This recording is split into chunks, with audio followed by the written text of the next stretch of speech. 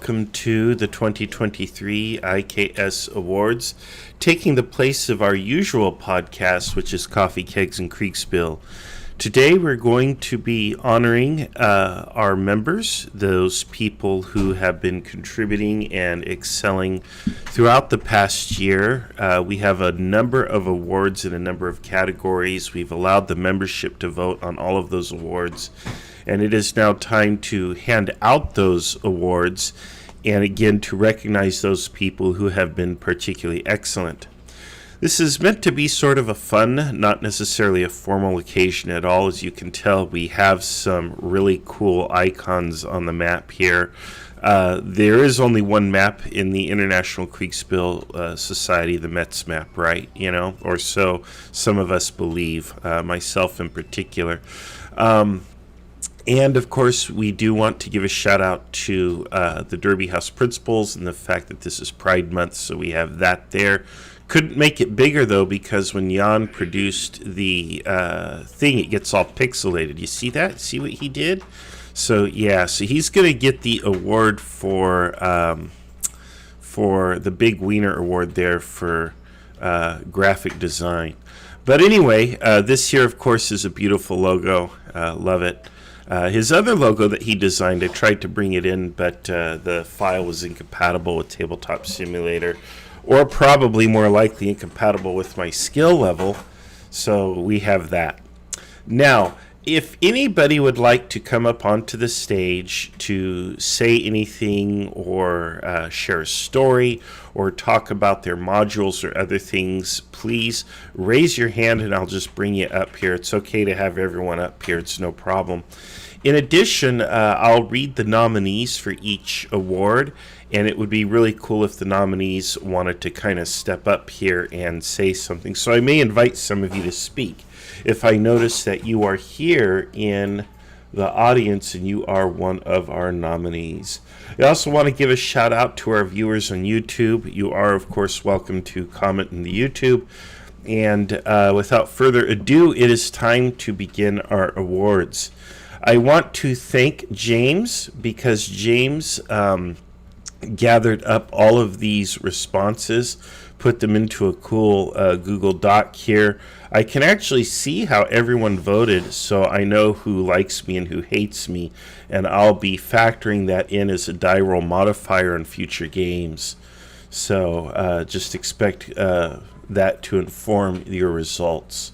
All right, we've got categories, and I'll just run through the categories really quick. We have Best Overall Player, Best Contributor to the IKS, Best Assistant Umpire, Best Admin Moderator, Unluckiest Player, Most Entertaining Role Player, Most Wagons Burned, Meme Lord, Will Smith Best In-Game Slap, Best CIC, Best Subordinate, Most Feared Opponent, Best Artillery Commander, Best Cavalry Commander, Best Infantry Commander, Von Rieswitz Reincarnated, Peacemaker, Bayonet's Most Likely, Where Is He Most Likely, Blazing Hands Most Likely for the person who writes the most dispatches, Most Likely to Want to be Commander-in-Chief, Most Creative Solutions, Best Writer, Best Diplomat, Best Dog Owner, Most Enjoyable, Hardest Working, Best Storyteller, Best One-Off Games, Best Innovation for the Hobby, Best AARs. Let's see here. Best at Executing Orders, Best Scenario Design, Best Communicator, Fastest Turns, Most Reliable, Most Historically Accurate, Best Rule System. Really, guys? Most Surprising Games, Most Helpful for Newcomers, Most Organized, Best Quality Player, Best Cartography, Best Asset Creation, Best Modules, Best Artistic Design, Best Agents to 1700, Best American Civil War, Best American Revolution, Best Musket and Rifles, Best whatever. Anyway. Man, I tell you, that's a mouthful. You guys came up with a lot of categories, but we'll get through them pretty quick and painlessly. And for the record, I hate award ceremonies, but here we are. So anyway, we just had our second birthday, which was May 31st, so happy birthday to the IKS and to all of you. I do want to sincerely thank all of you for being part of this amazing community, and it is now time to begin handing out some awards. Okay, let's pull this up. We're going to begin with Best Diplomacy Roleplay Focused Game. The nominees are myself for Red vs. Blue, James for Diplomacy 2, and Luam for War of Spanish Succession. Let's see who is here in the audience. I don't think, is Luam here? No, and I know James is not. Being Sunday, he's obligated elsewhere. I am here, and of course, I will say that the Red versus Blue campaign has been quite a pain in the rear. I am lucky that in our next iteration I get to go back and play finally, so I'm pretty excited about that. I don't know when that will fire up, but that's in Peter Fryer's hands, and he'll be handling that. In the meantime, I've got my Battle of Absolute Legends stuff going on. So Red versus Blue is no longer my top priority. It's out of my hands, and I'm sure it will be a cool campaign. All right, let's take a look here. Let's go ahead and open up the envelope and see who the winner is. And the winner for Best Diplomacy Roleplay Focused Game is, well, it's me, Red versus Blue. So there you go. You have Red versus Blue. Cue the applause, right?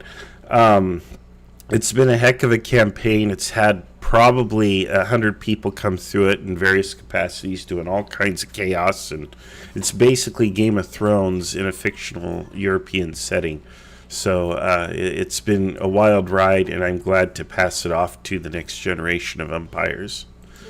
All right, let's take a look at Best Fantasy Game. All right, so our Best Fantasy Game, the nominees are Vampire Wars, Puxus, War of the Witch King, James, and Mostrian Succession, LTD. All right, let's see here. Just want to check something real quick. Yeah, there we go. And let's take a look here. Now, when I read the nominees, just so you know, there have been probably some other names that were mentioned, but the nominees are the top three. And then we're going to announce the winners here. Let's see. Do we have any of these folks here? Do we have James isn't? Do we have LTD or Puxus here? Real quick looking through. I don't see him. But that's okay. We'll go ahead and read the winner. And the winner is Puxus with Vampire Wars. So there you go. I did get the chance to play a little bit in the Vampire Wars. It was pretty cool. We do need to give him a trophy. Let's see here. Here's a nice trophy. You know, fantasy games can be tough. So there you go, Puxus. You got a trophy for Vampire Wars. All right, there we have it. So there's a trophy for Puxus, and we'll set that off to the side. Good job there. All right, let's take a look here at Best Sci-Fi Games. The sci-fi nominees are, let's see, New Mombasa from Halo Sweet Baby Ray, Clone Wars James, and Star Wars Live by myself. And let's see here. Let's open up the, well, hang on, just check. You know, I've got to go back and forth between the windows and see who's here. All right.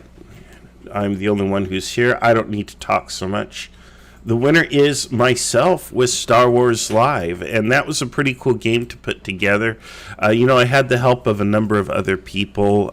Let's see, Michael Sheeter in particular, and I also ran the game live in real life in Los Angeles, and that was a really cool experience. We just did another Star Wars game last weekend, actually a week ago right now. We ran that game, and it was tough because there were too many units out there. We went a little overboard, but it worked out, and it was a good game. So there we have it. All right, let's go on to Best Naval Play-by-Post Game.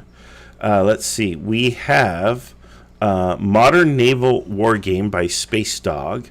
We have Rabal from James, and we have A Pirate's Life for Me. Again, Sweet Baby Ray nominated. All right, let's take a look here in the envelope and see who has won that one. And the winner is James with Rabal. Now, I played in that game. That was a tough one. That was, oh my goodness, we had conflicting command philosophies and what to do. And it was a tough challenge because we had differences of opinion on how to do things, And then, of course, the Japanese did a good job too, the Japanese players. But here's a trophy for James. So he gets this here gold star for Rabal. I am very proud of that campaign. It was quite a fun campaign. And it should be a little bit bigger, shouldn't it be, right? We'll just make it a little nicer. And there we go. It's the cool thing about tabletop, right?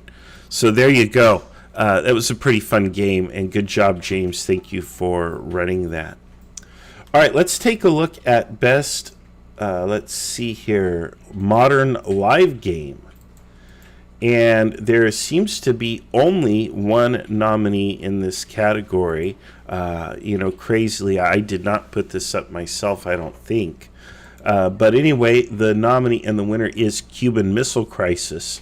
And my name is on that, but I also want to give a shout out to Dave Pumphouse and the other umpires, I believe. I know who he is. He's right on the tip of my tongue. He's my... Really? I think he's in the audience. Lake Czarina. There you go. I can cheat by looking at your names. Lake helped umpire this, as did Dave. Do either of you guys want to give a comment on that experience? That was our Halloween War of the Worlds game. Actually, it was really cool. If you do... Well, I'll just invite you up, and you can decline or not.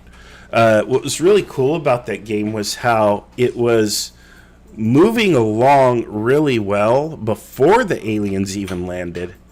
And then, of course, we just took it off the rails with the aliens. Dave, what'd you have to share, man, with that experience? It was a fun game to help umpire, and it was a nice little twist on the Cuban Missile Crisis, and no one saw it coming, did they? No, they did not. No one really, yes. Go ahead, Lake. It was, I mainly ran the political side of it, and it was very interesting seeing, the Soviet political aspect. And it was interesting seeing them try and help the Americans while also trying to succeed at the original objective of trying to actually successfully get their nukes into Cuba and have them stay there for a long time. Yeah, it's actually a cool observation. That's right. They continued to play the original game at the same time they were playing the actual game, which was a sci-fi game. And that's actually really clever. And they deserve credit for that. And actually, that's the wrong trophy. Here's the correct trophy for this game, I tell you. A big, giant gold trophy right there.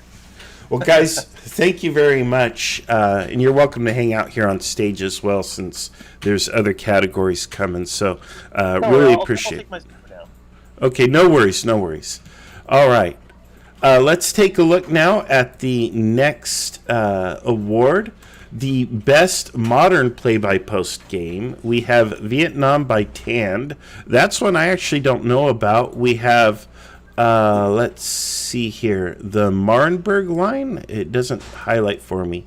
No, that's actually the other category. And Heavy Metal Hellebron by Glorious Ruse. Okay, and the winner is Vietnam by Tand. Vietnam by Tand. And let's just see. I don't think Tand is here. But congratulations to Tand for your Vietnam game. Boom, trophy right there. And good job to you, sir, for running that game. I didn't even know it happened. That's the cool thing about the IKS, is we have done such a good job making new umpires and spawning, interest in Kriegsspiel, that there are games and servers that are now set up all over that I don't even know about, which is absolutely fantastic, because that's what we want, because that means now I get to play. So I'm pretty excited about that. All right, let me just check on the YouTube real quick. We do have a number of comments. We got Real Cheese Consumer saying hi. Jan is there. He decided to ditch the Discord, but he is present on the YouTube. And the best part about that is we can talk smack about him, and he can't really respond. Sean Mack is here. Otto's there. Otto says, whoop whoop, the Vampire Wars game is very high quality. Good job to Pixis. Good job. And Renee was talking about here the Pacific, I believe it's Rabal. We had to make rules for night surface action halfway through. Absolutely awesome. All right. Man, we need a mine to do all the trophies. Okay. All right. Let's take a look here at our next category. Our next category is Best World War I and World War II Game. And the nominees are Red Army Offensive on the Marienburg Line, which is Otto. We have 30 kilometers east of Canuus, if I'm pronouncing that right, 1941 by Otto. And we have the Battle of Viljandi, 1941, also by Otto. Now, I've got to tell you, there's no better way to win an award than to close out all three categories. And I also have to say, I've played in one or two of these games, and I found them to be absolutely outstanding. These are some of the best experiences I've had playing Kriegsspiel, is playing in Otto's World War II games. So we're going to upgrade that trophy a little bit. And I would love it if Otto would like to come up here and say a few things about his game. Otto, please. Yeah, I would like to say thank you for my competitors. It was a tough race, but I'm proud of you all, the top 3 World War II game hosts we had. Yeah, if anyone else wants to host World War II games, my rule set is rule set now has a rule book. It's in the Discord Rules Otto's World War II and Napoleonic Systems channel, so maybe some other people can start hosting World War II games as well. Yeah, that's the hope, right? More games. More games means more play for the rest of us. More fun. So, all right. Thank you. You're welcome, Otto, and thank you. Enjoy your recognition there. You did a great job. All right. Let's take a look here at the next category as we get through these. Only 50 more to go, I think. Let's see here. Best World War I and World War II. We have Rabaul from James. We have D-Day from Carter. And we have Eastern Front Games from Otto. And the winner is D-Day from Carter. All right, the D-Day stuff is really, really cool. And you can actually watch that on our YouTube. Let me see if I can even pull up our YouTube. I could if I go to the website, right? Let me go there. But I just want people to see that you can see all of these. You can see all of this on our YouTube site. And here we go. We have D-Day here. Let me mute it though so it doesn't pop in. But look at this. We've got all of these D-Day stuff, and you can literally come here and see how Carter did every turn of D-Day. And I just picked a random thing there, but you can see that he's going through on these videos. And you can watch all of these videos. They have their own dedicated channel here, and it's D-Day International Kriegsspiel Society. This had over 100 players, and this is by far the largest game that I believe we have run, which is the D-Day series, and it is absolutely phenomenal. I, of course, was a corps commander. I went right, I went left. I didn't know what the heck I was doing. I was lost most of the time, which is probably typical for most commanders on D-Day. But there we have it. So let's get Carter an award here, and let's make it nice and large because that was a pretty big game he ran, and he did an amazing job running that game. Very proud of Carter. Carter is an absolutely awesome master umpire. He is known for his monster games. He deserves the recognition, and I'm a huge fan of Carter and all of the hard work that he's put in. He has a great Kriegsspiel career ahead of him, and I look forward to seeing more. All right, let's take a look. Is there anybody? I don't see any hands raised. I see Jan Heinemann's in the audience here. Did I err and think that he wasn't here? I'm gonna, roast him anyway, as time allows. So there we have it. Let's check the YouTube again real quick. And let's see here. Otto was not my first game, but let's see here. D-Day wasn't live. Glad to see it's getting its well-deserved reward for the World War II play-by-post game. Yes, it is. Absolutely. Anybody want to speak on that by chance? Yep, Sean Mack right there. There you go. Go ahead. So, yeah, D-Day was an insane project, a product of Carter's madness, as are many things here. It was basically my first game, and there were some disagreements pre-game that I had, and I felt that my time wasn't being respected, so I said, look, I just can't do this. And so Carter was like, you want to umpire? And I was like, sure. I had no idea what I was getting in for. Absolutely none. Well, there you go. Yeah. Yeah, Carter is known for biting off probably more than he can chew. He tried to run the whole Civil War. I don't even know where that's at. I think that's actually running. I need to check the server. I probably have like 10 messages there or something. With myself having so much going on, I have a lot of irons in the fire. Carter goes on a lot of adventures too. He's been in the Pacific. He was recently in Turkey. I don't even know where Carter is. He goes to college. He travels the world. I have a kid who does the same thing, though, so I get it. But it's pretty cool to see what he comes up with. All right. Thank you, Sean. And again, any of you who come up here, you're welcome to just hang out on the stage and even interrupt me. And the reason is simply because I don't want to do all the talking. My goodness. I talk enough as it is. Holy cow. Let's see here. All right, best muskets and rifles. Let's see here. It looks like there's 2 here.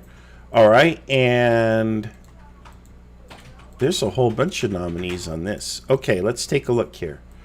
How do I know who the winner is? Oh, boy. Best muskets and rifles. Let's check that. Live game. Oh, one's live and one's play by post. I have to learn how to work a spreadsheet. All right, let's take a look at the live game. The live game nominees are Bohemian Incursion by Jan, Battle of Emerchichain, or I can't even pronounce that. How do you pronounce that, Otto? Let me see here. I don't know how to pronounce that. And we got Jan has a nominee. American Hein, I think. American Well, Jan Hein. is actual German, so he knows better. Yeah, that's correct. Emmerichenheim. Mm-hmm. Okay, and then is Blazer here? Blazer is nominated for Grand Austerlitz. Now, I was in Grand Austerlitz, and I was, of course, the hero of the day, playing as a French commander. I was actually hero of the day for the Austrians, just to be clear, even though I was a French commander. But anyway, all right. Well, the winner of this award is Blazer with Grand Austerlitz. So there we go. We get him a nice big trophy there. Now, Blazer's not here. I wish he were.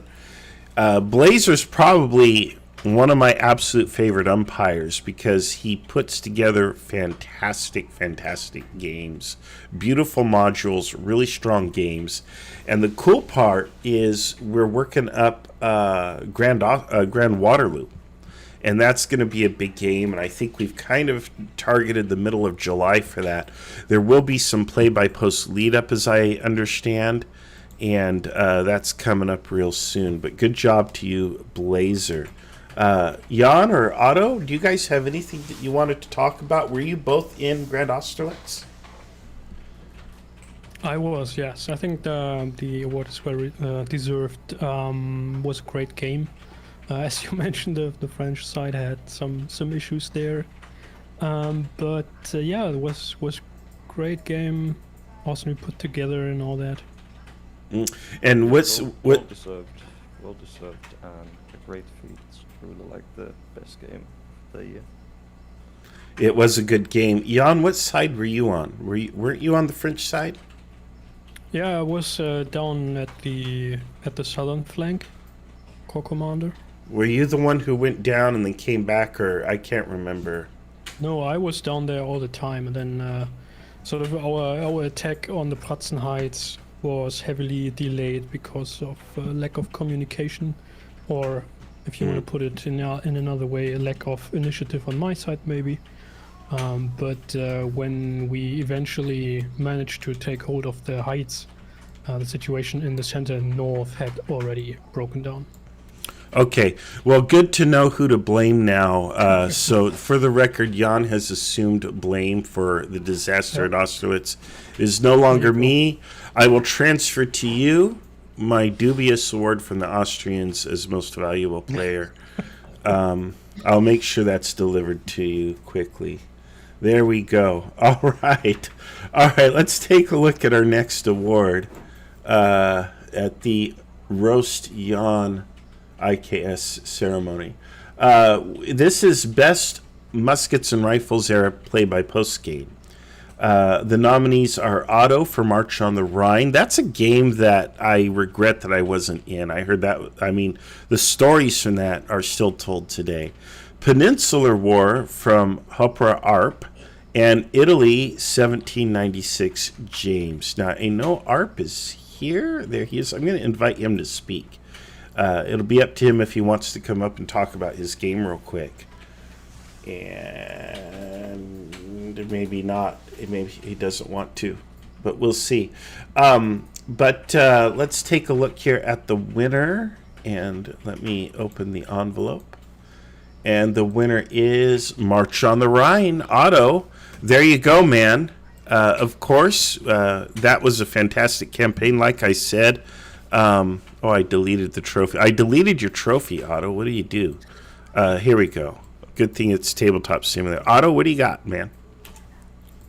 Yeah, thanks for everyone who played in the campaign. It was really entertaining. Some characters had quite tragic ends, but the tale of the, how would you say, crazy Marshal Renaud is surely a story that will be told generation to generation. So thank you very much. There we go. All right. Let's. Yeah, that was an awesome game. I mean, your reports to the players, they were just amazing. So much stuff in there. Yeah, probably much better than the reports I give to players. I just give a screenshot and say, "What are your orders?" Oh boy. All right. Best American Revolution.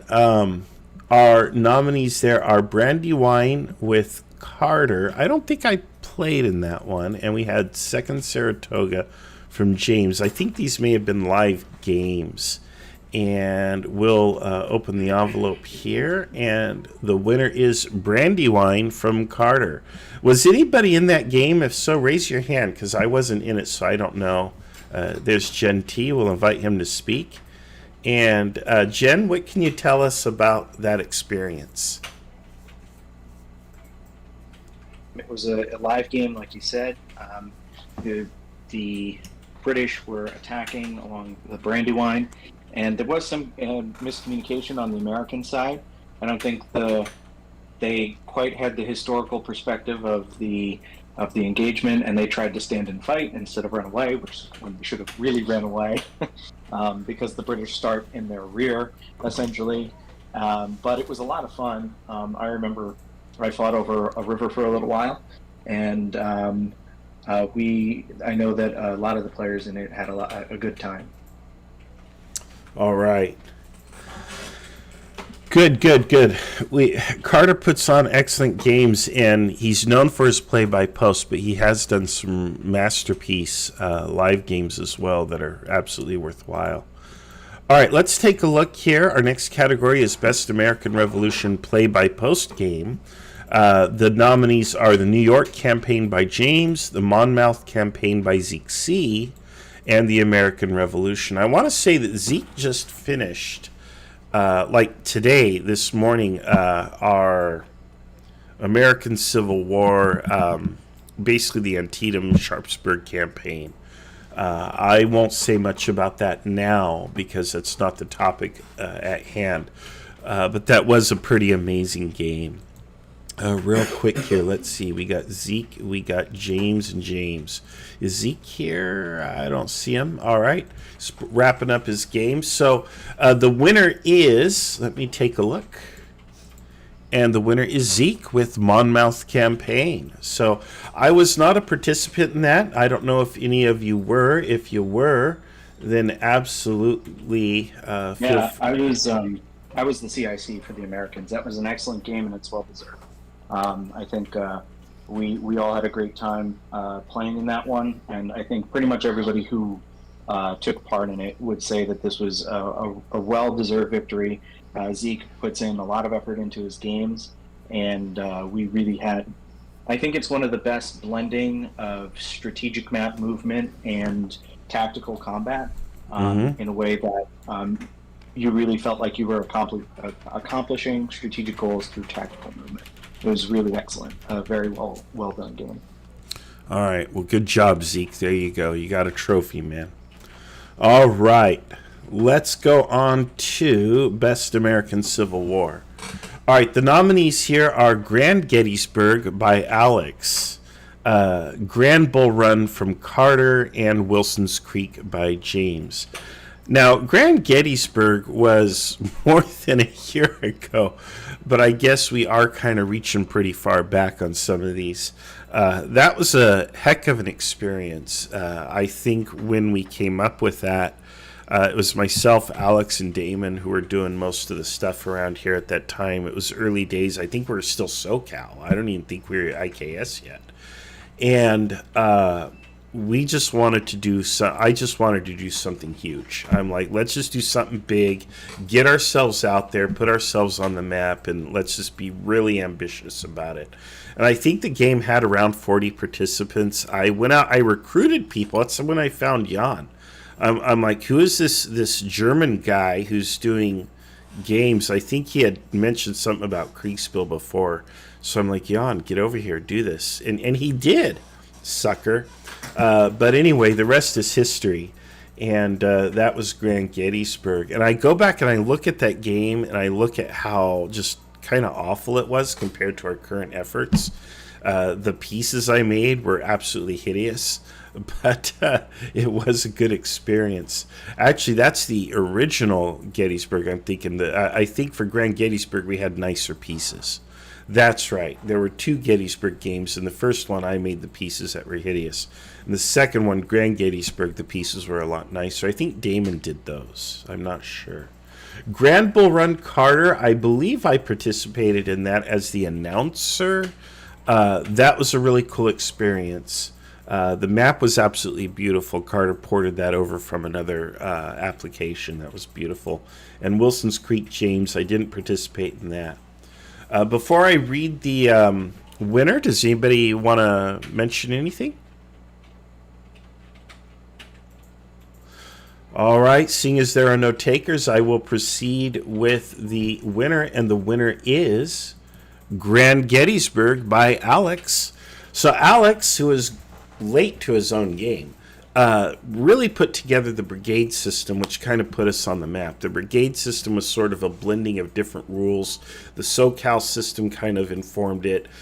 He took the original Kriegsspiel rules, and he just sort of adapted it and came up with different kinds of systems. We really played around with all of this for weeks and weeks before we settled on what was going to work. We tweaked it a number of times. Damon went out and created a lot of scripted assets for us. And at the end of the day, it really did work. We had the guys from, we had James and Mike here. You guys know who they are, helping us to umpire. It was a very memorable experience, even if a little strange at times with the British actually being present. Crazy, right? But it was a crazy but fun experience. All right, Best American Civil War. Let's take a look here. We've got Chancellorsville from Carter. We've got the Civil War from Carter. And we got Chickamauga by James. You know, I forget which one of these I've done. I may have been involved in all of them. I can't remember. I've done so much Kriegsspiel the past year that it all kind of runs together, which is actually really awesome. Let's see here. Lake has his hand raised. So, Lake, come on up. What do you got?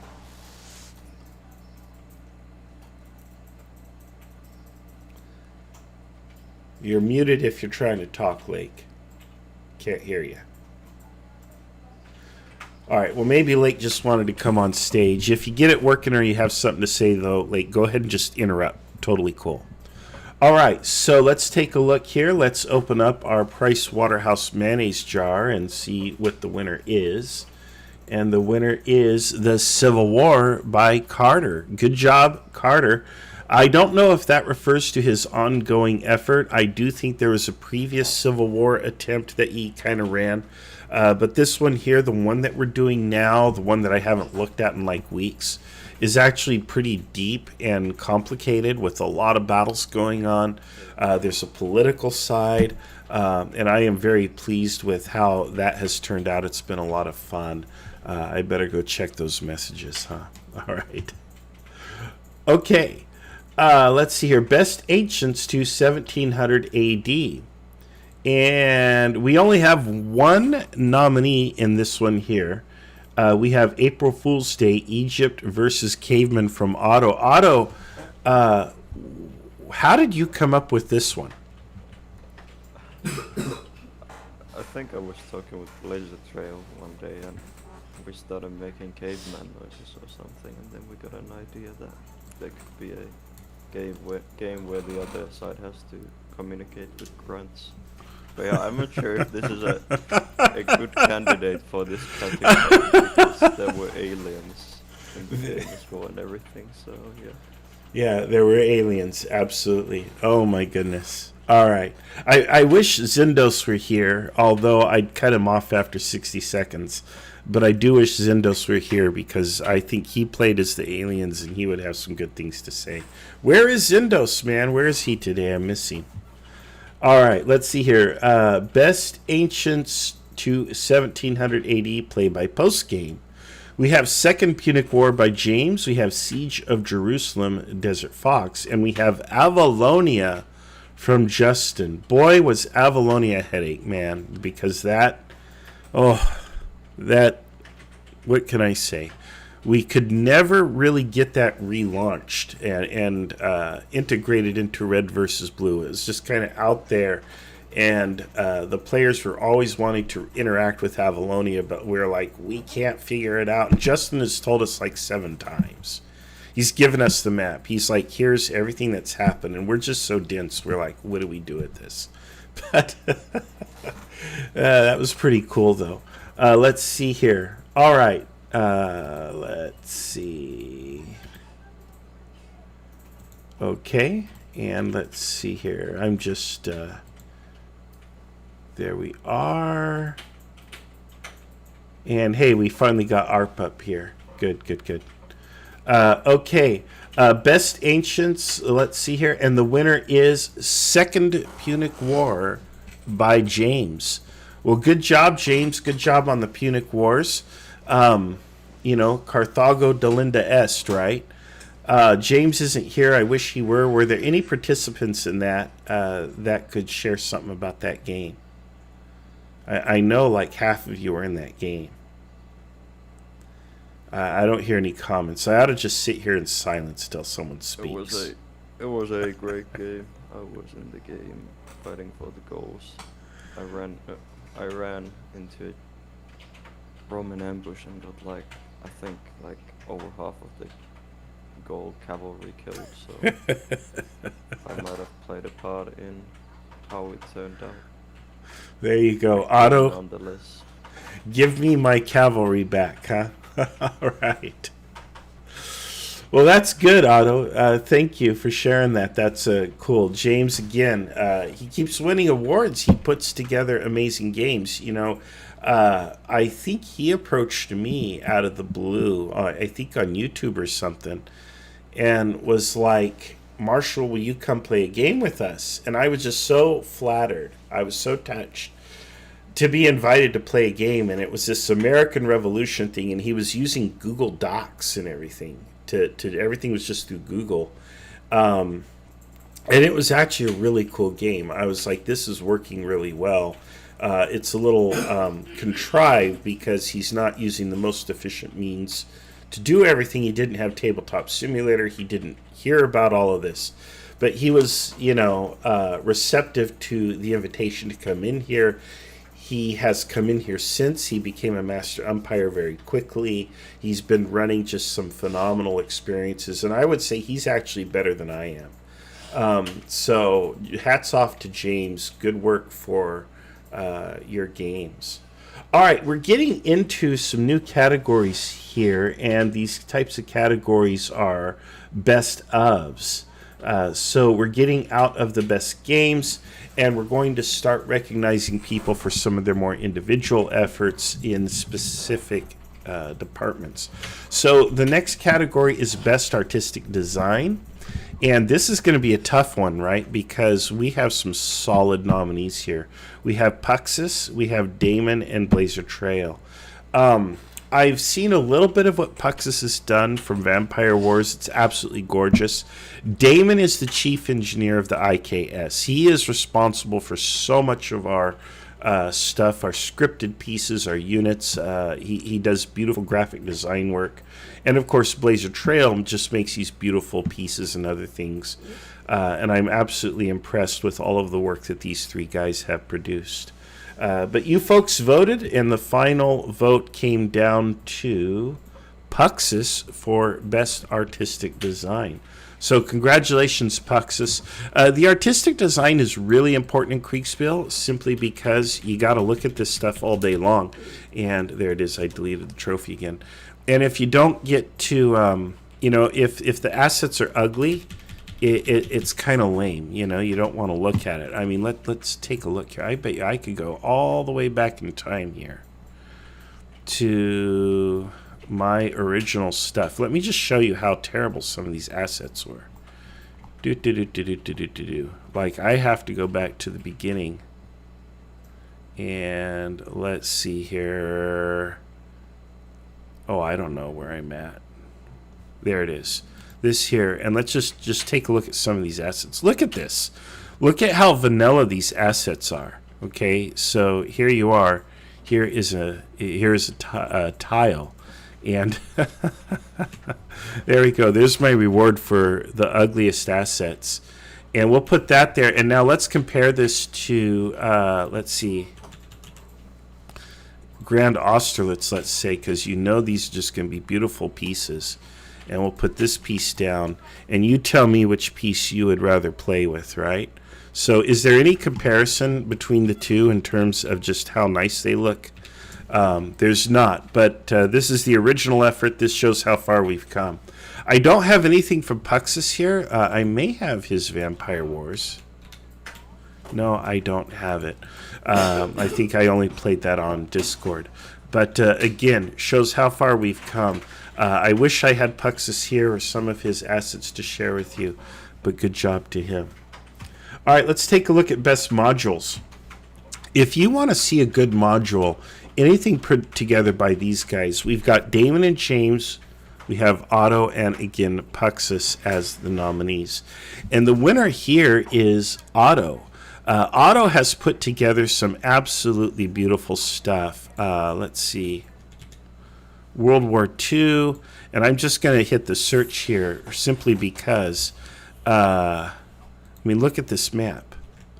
I'm going to drop it here, and it's just going to, he brought in this map. And this map is a beautiful map. And then he's created some nice pieces. The pieces are a little plain, but that's okay. They work. And the games that he runs is absolutely phenomenal. But why do I have to talk? Otto, what do you have for us, man? Where'd you get these maps? Oh. I'm not just Googling. Just Google, huh? Uncle Yeah, Internet knows there's no- everything.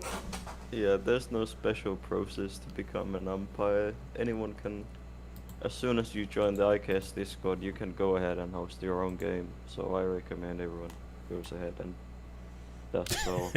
And if you don't want to make a rule set from scratch, you are free to use my rule sets, which you can find again in Rules Otto's World War II and Napoleonic system in the IKS Discord if you scroll down, and if you have any questions you can ask me freely. I'm going to be actually updating the Napoleonic system, hopefully, this summer, since I've gotten some good ideas, and I've from hosting games with it, and also from other people who have tried out their own systems. So there's a lot of learning from other people involved and constantly improving the system. So thanks. All right, I'm trying to open these things. Oh, here it is. I opened it like 3 times. This is Otto's Tips for Umpire's Guide. I don't think this is your World War II set, but it should be. The World War II system document is a bit nicer, and you can find it. It's one of the pinned messages in the Autos channel. That's right. We actually have. Let's see here. We actually have. Here we are. We actually have tools we can use to make life easier. See, I'm not so smart. But yeah, here you are. And take a look at this. This is a beautiful rule set. It's well written. It looks good.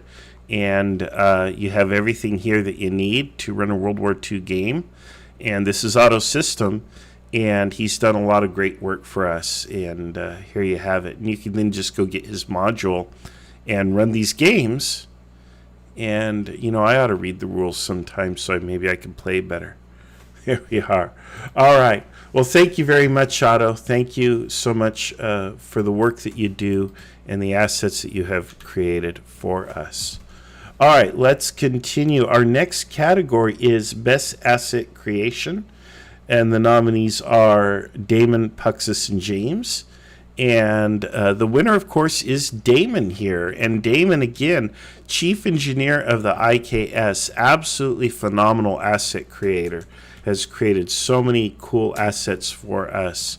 I mean, I don't know where we would be without him. We would be probably a year behind, if not for all of the work that he has done for us. So, Damon, we're very proud of you and the work that you've done. You're a very important member of this community, and we thank you for everything that you've done. All right. Best Cartography. Let's see here. I need to go back to our live channel here because I have lost the stage. Where is it? Here it is. There we are. All right. Remember, feel free to interrupt me or raise your hand. I'll be checking the audience periodically, and I will bring you all up as you raise your hand. Okay, Best Cartography. The nominees are Damon, Tunis Grad, and Jan, James, and Otto. And the winner is Damon. All right, let's take a look here. I've got something to show you. And most of you have seen this already. I don't know if this is going to load properly. But if you've taken a look, here it is. At the Lynchburg module, you'll see that this is actually a 3D map. And Damon was the first one to do a 3D map for us. And it is absolutely beautiful. We did have some issues with like pieces kind of falling through the map, but we actually have that on our flat maps as well. This was a really cool module. Again, as the SoCal group, we ran a battle or several battles actually on here. I remember using the SoCal system in the early days on this particular map. Having the terrain features was just really amazing. Being able to see the differences in elevations, which are a little exaggerated on this version.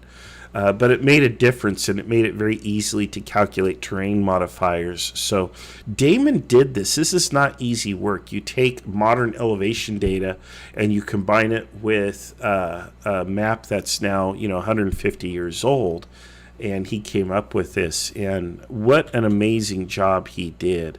And so, yes, Best Cartography, he definitely deserves that award. So there you go. You got a trophy there. All right. Lynchburg was actually my first game, I think, when you ran it at the Armchair Dragoons online digital convention. It was quite interesting. Yes, Damon does amazing maps. Unfortunately, hasn't done that many recently, but he's very good in working them up. touching them up and edit the units out of the maps and all that. Look at the Grand Gettysburg map, right? That's also 3D. And now we have Gobbler here in the IKS who's pumping out these 3D maps for us. That's also very amazing. Also James, of course. Yes. All thanks mostly to how Damon originally has really really taught how to make these maps in the first place. Exactly, yeah. Yeah, here's Grand Gettysburg map. I'll be using this actually in a couple of weeks, although the physical version of it at a live event that I'm running. And but this is absolutely beautiful, and again, phenomenal work. Once more, you take some data from the present era and you marry it to a map that's 150 years old, and you produce these masterpieces.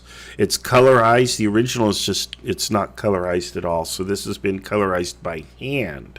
And look at all these little roads and features he colorized by hand.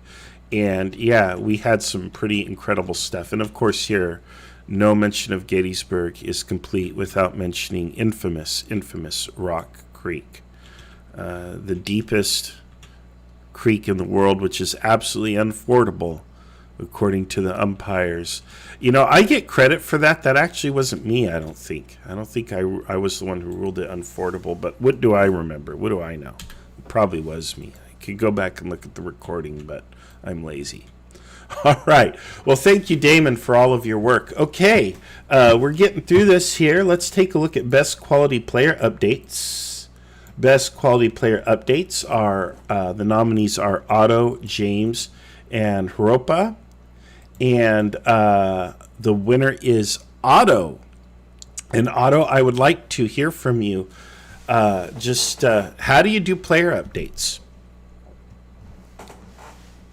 Well, the principal idea at least is you don't ever want to say just you are here and then leave the channel. You need to always think of at least something to say to the player to kind of get them immersed and role play with them a bit. It makes the game a lot more entertaining and the players enjoy it more, I think. It's nothing, yeah, basically, and if there's make sure that they get any kind of important information there is around them. You could, if there are any friendly units they can see to their left or right or behind them, you should, or enemy troops, you should definitely mention that. And also when informing the player, when talking to the player about combat, if they are close to combat leading from the front, I always suggest umpires to be a bit gruesome and dramatic to really show how horrifying warfare is, and it also immerses the player a bit. And maybe, I think there was one time in one of my Open Saturday games where one of the players, I told them how his soldiers their faces were covered in gunpowder, and they were basically firing into the distant gunpowder smoke in the middle of the chaotic forest like some kind of robots. And I think after that report, next turn the player withdrew their troops because they got the impression that their troops were doing quite badly in combat, when in reality they were actually winning the battle. So I think it's a good way to like kind of play with the player's mind, like you can, in which real life commanders usually have to face. But yeah, there's a lot of good updates everywhere. I don't even speak English as my first language, so I always stutter a lot. And I've played in a lot of play-by-post games with good updates. For example, Zekezi has been posting really good updates. Also, GenTG9 has roasted a few Game of Thrones games, and those updates have been wonderful, and there are countless more which are excellent. Thank you, Otto. Yeah, that's important. That's actually an area of growth for me because I just give the most basic updates, and yeah, I'm not so good at it. I need to take lessons from you guys and do a little better. Again, I'm kind of lazy, and you don't want to be a lazy umpire, right? But here I am. But Otto is not a lazy umpire. Otto's a very hardworking umpire, as are most of our master umpires. Technically, Otto is not a master umpire, but he's a master umpire. He just doesn't want the title. But again, we just have phenomenal people here who are running games. And the cool thing about this is what's different from regular board gaming. When you play regular like hex and counter war games or block war games or miniature war games, you don't get the umpire who's giving you this other information where it kind of messes with your emotions and you got to think, man, what do I do now? Am I winning? Am I losing? Whatever. There's just this whole other emotional dimension to Kriegsspiel because of the fog of war and the umpire updates that does not exist in any other kind of game. So it makes Kriegsspiel one of a kind. It's why we play it. Let's take a look at our next category. Most organized. Well, I'm definitely not on this list. The nominees are Carter, James, and Otto. And the winner is James, who is legendary for how organized he is. He keeps everything going and moving, and he just does a really good job. He is clearly a very organized umpire. Carter, known for spreadsheets, which is another organizational tool. And again, compliments to Carter for that. And of course, Otto with his incredible updates and his briefings. I should show you some of Otto's briefing docs. I won't in the interest of time. But Otto gives these very detailed briefings. Everything is very well laid out, very clear. Again, strong organizational skills. So compliments to all of them. Well-deserved award for James. Most helpful for newcomers. All right. The nominees are James, Marshall, Jan, and Otto. So Jan and Otto are always quick with advice. You actually saw Otto's tips document, which is there. I don't know why I'm nominated because I'm not helpful at all. I guess I created a couple videos. And maybe the videos are carrying me into this category. And of course, James is absolutely outstanding. He's there to answer questions and mentor new players. His mentorship is tremendously appreciated. And the winner is, if I open the envelope, the winner is James. So good job. Thank you, James. Most helpful for newcomers. And again, that's why we're here. The entire purpose of our existence is to fill the world with Kriegsspiel and have lots of games going. And the way you do that is you welcome newcomers.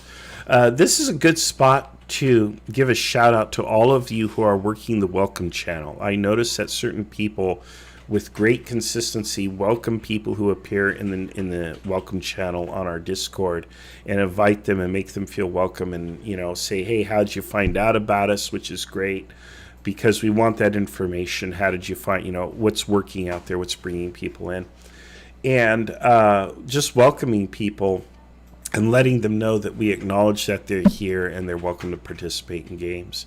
So a lot of you are very helpful for the newcomers, and it is tremendously appreciated.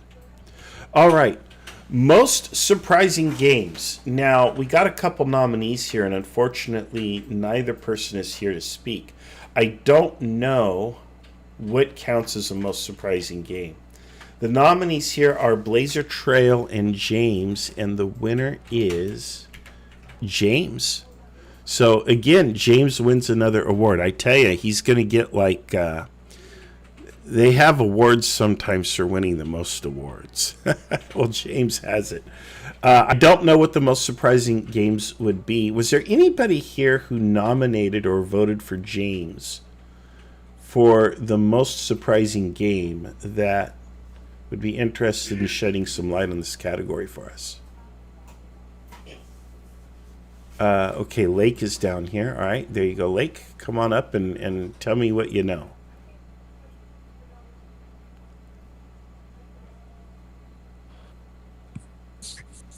Can I be here? Can I be heard now? Yep, we hear you now. You're good to go. Good. Okay, so I just had to disconnect and reconnect. I was in a couple of his surprise games, James's. Most notable one I can think of is the Wilson's Creek. Just to give an example of surprise, he did not tell. He told the Confederate players that it would be a battle of Springfield, and he told the Union players that it was going to be a surprise attack on the Confederate camp. So guess which one occurred? Yeah. So that's sort of what happens. Like basically, misinformation is given to the players, and he does that a lot, and he does it well. Because even though it was a surprise for the Confederates, they had the opportunity and the ability to correct the surprise and ultimately hold off a complete disaster. All right. Well, good job. Thank you, Lake, for sharing that. That gives us some insight there. And again, fantastic work. And both of these guys will run spontaneous games where you'll just be, I'll just be here working on a Tuesday and boom, somebody will say, hey, I'm running a game. And these guys do that all the time. James, usually the evenings in the United States, Blazer kind of in the middle of the day, which is evening probably for him in Europe. And it's just kind of cool to see that. All right, the next cat, go ahead. Okay, good. I can be heard. Yes. I would also like to say that Second Saratoga was also kind of a surprise battle, also apparently a little bit for James, because the British decided to retreat, so we got a different battle than what he was expecting to run. All right. Well, it's always kind of neat to come up with surprises for the players. And it's always also interesting to see what players do to the umpires. As an umpire, you often have a vision of how the battle's supposed to go in your mind, and then the players always mess that up. So as an umpire, you also have to stay on your toes. But it's really a treat, though, as a player, when you get in there and then you find out, hey, something's different. I know I do this a lot to players. I lie to you guys all the time. And it's just because, I'm a horrible person and I'm a sadist. But it's also because, that's what war is like. You get in there, you get in the situation, and you're like, what do we do now? And you have to improvise. And I like to see how players react to that. Let's see here. Alrighty, let's see. I have not roasted Jan in a while. I do need to. Go ahead. Go ahead and roast you. I don't know what to say. Jan. Like, wisdom has been chasing you this whole time, but you have always been faster. So, what do you do? What do you do? That's just the first one that percolated up. So, all right. All right, there we go. Most historically accurate. We got nominees as our Otto, Ropa, and Jan James. I don't know why some of these are. Oh, you know what? The reason they're combined is because there's a tie in that in that ranking, and if there's a tie, we know you're probably not the winner there. But those are the nominees. But the winner is Otto. Otto, you do a lot of work preparing for these games. What is some of the work that you do to prepare for your scenarios? Okay, so the main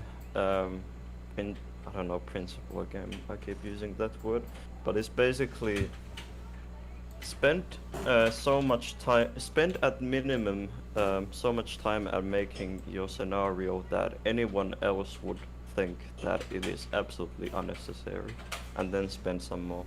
So usually each one of my scenarios, the modules and the briefings, they take at least 2 months likely, or a month at least, to set up, and that usually helps out when everything is clear to the player. They will usually not have so many questions, and it's a lot easier. And also, it makes every game special. Another thing you should always keep in mind is put so much effort into the game that if it was someone's first Kriegsspiel game ever, they would stay in the IKS and perhaps host their own game at some point. And that's just put in a lot of work into the scenario, and also preparing when preparing a game for Open Saturday, for everything. Do everything you can to make sure it's going to start as quickly as possible. So maybe select a few commander-in-chiefs in advance so they can already think of a plan for their side, so the planning phase won't take as long. And setting up the game table on the umpire side, make sure that you basically have already a save on TTS where all of the blocks are on their correct places, and maybe some of the pieces are labeled after each one of the players, and make sure the briefings are in the channels for each side. So there's a lot of little things you can do to really speed up the beginning of the game. But yeah, also just host a lot of games and then you will improve. Thank you, Otto. That's good advice. It's advice for me as well, because I just open up the Mets map and throw some pieces down and like, okay, let's go. Whereas Otto does put a lot of care and attention, and again, they make his games one of a kind, very special and unique. If you can play in one of Otto's games and you want a historical experience, there you have it. So, all right, thank you, Otto. Okay, most reliable. And you folks keep noticing that there's the same names that come up, because these are the people who are hosting games. But we are going to get into some of the other categories here in a moment, which will honor some of the players for the way in which they've played. But first, most reliable. And reliability is a big deal, and it's something that we pride ourselves on. If you play in an IKS branded server, or your host is an IKS master umpire, reliability is expected. It's a requirement to hold that title.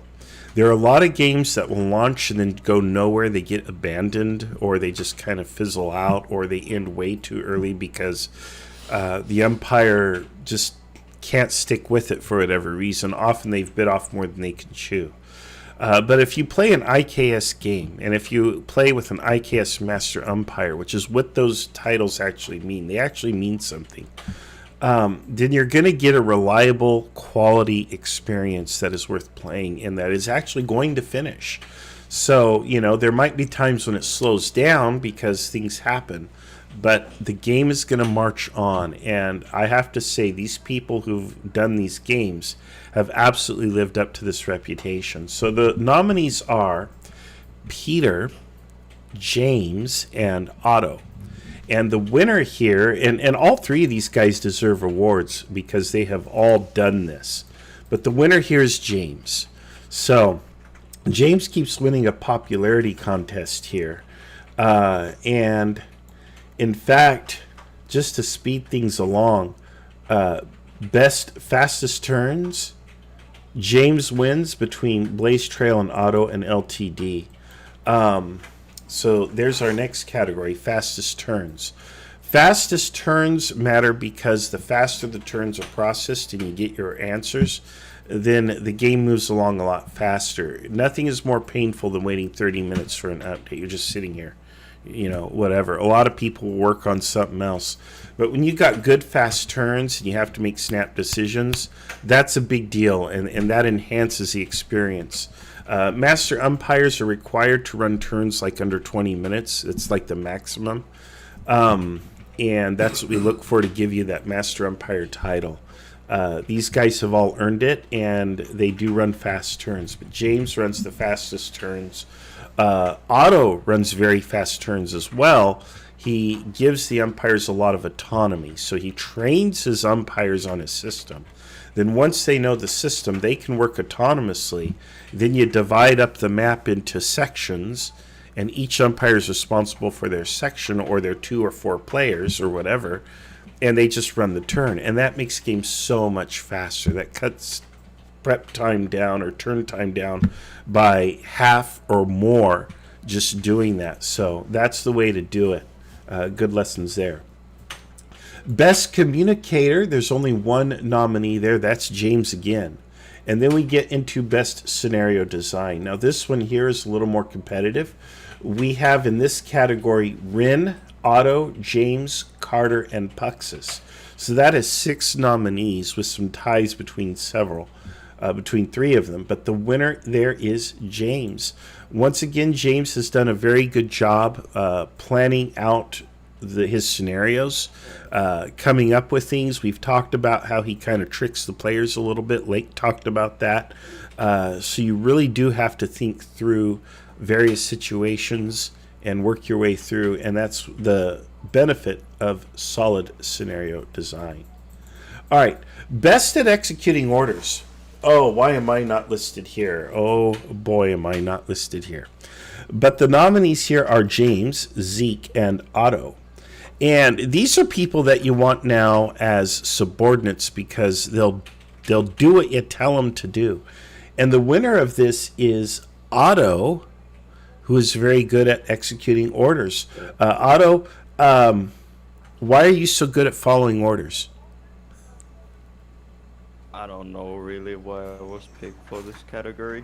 I just said I got like the cavalry killed in the peanut ball game. And that was not really. I was kind of doing something I wasn't supposed to perhaps doing. But I think, let's just say, if you umpire a lot, you can learn a lot from players. So again, I'm going to plug in the IKS umpires. So if you want to umpire and host your own games, just start doing that. Need more games. Absolutely. All right. Best AARs, the nominees are LTD, Carter, and James. And holy cow, we have too many awards. And the winner here is James for Best AAR. So some of you guys have written after action reports. They go up here into our Discord. I know we have a channel for it. I'm going to just take a quick second to look for it, but not too much. There it is, After Action Reports channel. And we've got reports galore, and you can just click here on some of these. You can just click. Here's one from James. So let's click on it and take a look. And here's his After Action report. And look, he's got illustrations. It's a 3D illustration, no less. And looks like he used miniatures, so that's horrible because Kriegsspiel's played with blocks, right? What a beautiful AAR, by the way. Just beautiful. Look at this. Absolutely gorgeous. And detailed and lengthy. Like, he put time and energy into this. So, yeah, you can read these reports, and this will improve your gameplay to read these reports because you learn things from these reports, which is why the military actually does after-action reports. Very worthwhile, and it's always appreciated. We don't usually require after-action reports, but it's appreciated when players do them.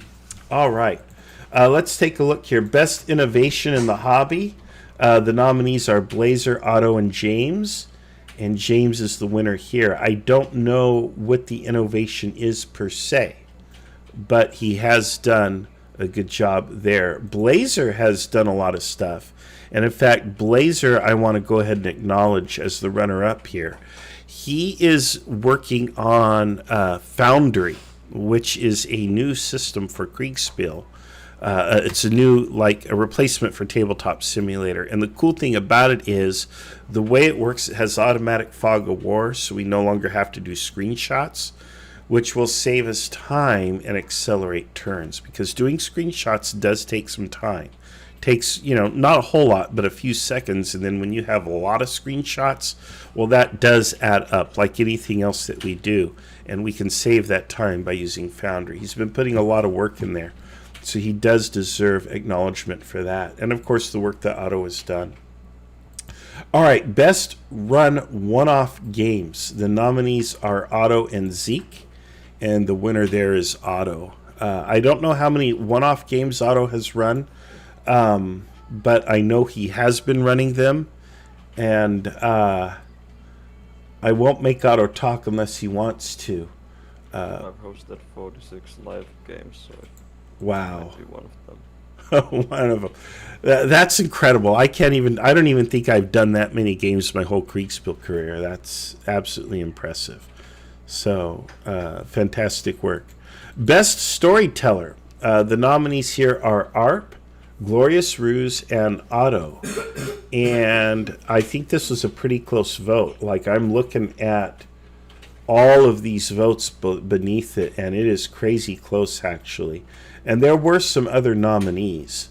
But the winner of this is Otto, and we've talked to Otto about his storytelling, and he's already told us about that. So we'll continue on in the interest of time to get through this. Hardest working. There are 4 nominees in this category. James, Carter, Otto, and Puxus. Wow. All of these guys deserve this award because it takes a lot of work to run a game, and they have put incredible amounts of effort. We've already heard from Otto how he can take months to put together a module. We know that Puxus puts together beautiful modules, and that takes a lot of effort as well. Carter runs monsters, so Carter is absolutely on the hook for hundreds of hours of time. And of course, James kind of does everything pretty well. He's obviously very well-rounded and very skilled at what he does. The winner for hardest working is James, but looking through the votes, it's kind of, well, no, James kind of runs away with it here. But there are all of these nominees, Carter, Otto, and Puxus as well, do clearly put a lot of work in. All right, let's get into... Go ahead. I was just going to say I couldn't agree more with you, Marshall. All of these people are putting in tons of effort for all their games. I've had the privilege of playing in several of their games, and what you said was absolutely true. And, you know, the reason that you see James coming up so much is he pushes boundaries and creates new ideas and creates a lot of different games. So, you know, he's got, I think almost everybody in our group has at least played once in a James game. And he's really, truly a hard worker, very creative. And I couldn't agree with you more that each of those people deserve that nomination and probably deserve the award too. All right, and I agree. All of those people are phenomenal. This isn't to minimize the work that a number of you other folks do. People like Peter, for example, has put hours and hours and hours into things like red versus blue, and he also deserves the compliment. I'm going to invite him to speak real quick if he wants. I'm going to bring Dave up just as well because it's good to have him on stage. But I'd like to hear from Peter. Peter, you didn't win this award, but I know that you put a lot of work in, and I may have voted for you for this, I think. Yeah, we're actually eating into my sleeping time right now. So yeah, I tend to put so much work in that when I'm not doing it, I'm actually sleeping. So that's obviously not true. That's obviously not true, but yeah, no, it's good. You put in what you take out to a certain degree, don't you? You put in the effort and you get the entertainment from your efforts, unless the players are terrible, in which case they just try to stop them from playing video games, I guess. Yeah, Peter, I know. And you need your beauty rest, man. I know. You're like me. We both need our beauty rest really, really badly. We need beauty rest. There's not enough hours in the day, unfortunately. Not for you or I. This face. Oh, Lord, that's the both of us. But the cool thing is, you get what you put into this, and I derive immense pleasure from playing in games and running games. I know, Peter, you do as well. And I'm grateful for all the time that so many of you put in. It's too bad it's not paid work. You know, if it were paid, if we could do this as a job, it would be great. And in fact, if you look at the other side of my cup, it says here, not everyone gets to play war games when they grow up. So most of us have to go to our day job. Would you like fries with that, sir? And that's our potential. I would say Jan has stretched my enjoyment level to red versus blue. Yeah. From time to time. Yeah. Very sorry. Yeah, Jan stretches my enjoyment like constantly. You know, he's running this great Legion of Honor game, and oh, you're sick. Oh, you're in the hospital. Oh, your health. I'm like, my character's about to die, and he's hardly seen any action. That's actually a lie. I've probably seen about as much as the other players, but it feels like I spent my whole time in the hospital in that game. All right.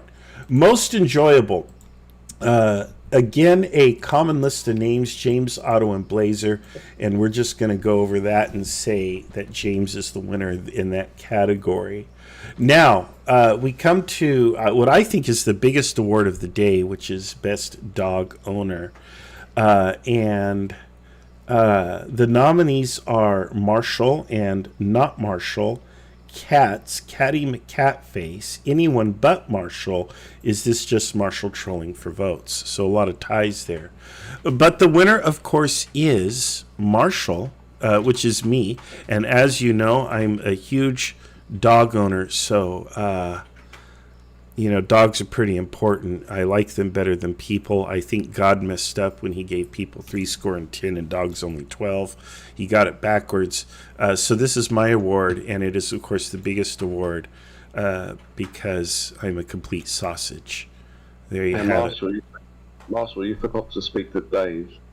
Just letting you know. Oh, well, yeah, I know Dave puts a lot of hours in. Dave, let's go ahead and have Dave say something, probably about me and my dog ownership, and be brutally honest because I can take a compliment, Dave. Well, there has been times where I've been the assistant umpire in games and taking your orders, and you're telling me what you want the dogs to do, and you know, so it's very important. It's very important. But no, I guess, you know, rolling back on the previous awards, you know, it you know, when you are an umpire in a game, like you do spend an inordinate amount of time sometimes cross-referencing events and managing couriers and stuff. So, you know, it's yeah. I don't know. I've gone off track now, but no, it's anyway. Get on with the show. Well, you. Dave's got to sleep as well. Oh, yeah. All right. Let's continue. All right. Getting close to the end here. Best Diplomat. We've got Tunisgrad and Hendrik. And I know Tunisgrad's here. I'm going to call him up. And Tunisgrad, before I announce the winner, can you tell me about your diplomatic approach, if you can come up onto the stage? You might not be able to. I don't know. Sometimes people are really shy because their voice squeaks or they sound like Jan. They don't want to talk. So, Tunis. He also probably did a very smart thing, which is appear in the audience so you look like you're engaged, but then walk off and do something more worthwhile with your time. So, if Tunisgrad wants to come up, we'll let him talk. All right, well, the winner between this is, it looks like a very close vote, but the winner is Hendrik. And Tunisgrad, however, oh, there he is. There's his hand. Come on up, Tunis. Diplomacy is an important part of Kriegsspiel in some of these diplomatic campaigns because you got to make alliances, and of course you have to backstab. And I'd like to hear from Tunis, who is our runner-up best diplomat. What's going on? What's your approach, man? Well, he made it onto stage, but there's a knife in his back and he can't speak. You may be muted, Tunis. We can't hear you. Well, the best thing a diplomat can sometimes do is not say anything at all. But he is present in the room, and Tunis, if you're able to communicate with us, just interrupt me and just start talking, and I'll shut up, and everybody will be very grateful I for can that. say a word on that, considering Tunis was running Lysen in the Red versus Blue. Oh, that's campaign. right. And how he handled the country and because this in such a big campaign, sometimes you have a few dropouts and what have you. But the way he stepped in and the way he stepped up to manage the country and to manage the ministers and everything was lovely. It was great to see. And in that campaign, he's between two great powers that are natural enemies, not to mention all the other machinations. And from what I've seen from how Tunis plays it, is he's playing it with a lot of grace. He's doing really, really well. Very savvy, very savvy. So props to you, Tunis. Wow. All right. Well, like I said, Tunis, if you can get your mic issue sorted, feel free to speak. I saw your mic kind of mute and then come back, so I think you're working on it. Just interrupt. Okay, Best Writer. The nominees here are Brett, ARP, and Jen TJ9. All of these are really good communicators, and I'm really cool to hear from all of them. I mean, it would be really cool to hear from all of them, but the winner here is ARP. Now, I don't know what ARP has written because I was not a participant in whatever event that was. I have seen some stuff from Gen 9T and a little bit from Brett. Gen TJ, you didn't win, but you are obviously in the top 3 for Best Writer in the IKS. What are you out there writing? What are you doing? Oh, well, writing small books every time I post an order. You would know. You've complained about it yourself, so you would know firsthand. What I call a Moby Dick. Yeah. Yes. I have to detail out every intention, and congrats to ARP. Certainly deserved it. He's a great player.